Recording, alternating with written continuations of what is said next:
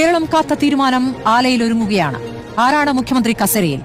102 എന്ന വലിയ സംഖ്യയിലേക്ക് വിജയമെത്തിച്ച നേതാവിനെ വഴിയിൽ ഉപേക്ഷിച്ച് അടുത്തൊരു ഉപതെരഞ്ഞെടുപ്പിലേക്ക് വഴി തെളിച്ചൊരു തീരുമാനമാകുമോ ഹൈക്കമാൻഡിന്റെ തെളിച്ചമുള്ള തീരുമാനം? കേരളം എന്ന സംസ്ഥാനത്തിന്റെ ഗ്രൗണ്ട് റിയാലിറ്റി തിരിച്ചറിയുന്നതിൽ ഹൈക്കമാൻഡ് പരാജയപ്പെടുകയാണോ? തെരഞ്ഞെടുപ്പിന്റെ വിജയശില്പിയെ വഴിയിൽ ഉപേക്ഷിച്ച് നീതി നിഷേധത്തിനൊരുങ്ങുകയാണോ ഹൈക്കമാൻഡ്?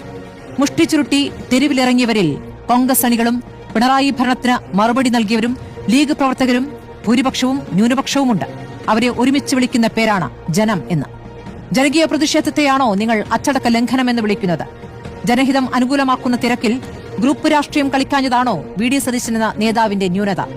പ്രതിപക്ഷസ്വരമായി സർക്കാരിനെ ചോദ്യമുനയിൽ നിർത്തിയ നേതാവിനെ, വർഗീയ കോപരങ്ങൾക്കെതിരെ ഉറച്ച സ്വരത്തിൽ പ്രതികരിച്ച നേതാവിനെ നിരാകരിക്കുന്ന തീരുമാനമാണോ അങ്ങ് മുകളിൽ നിന്നും വരാനിരിക്കുന്നത്?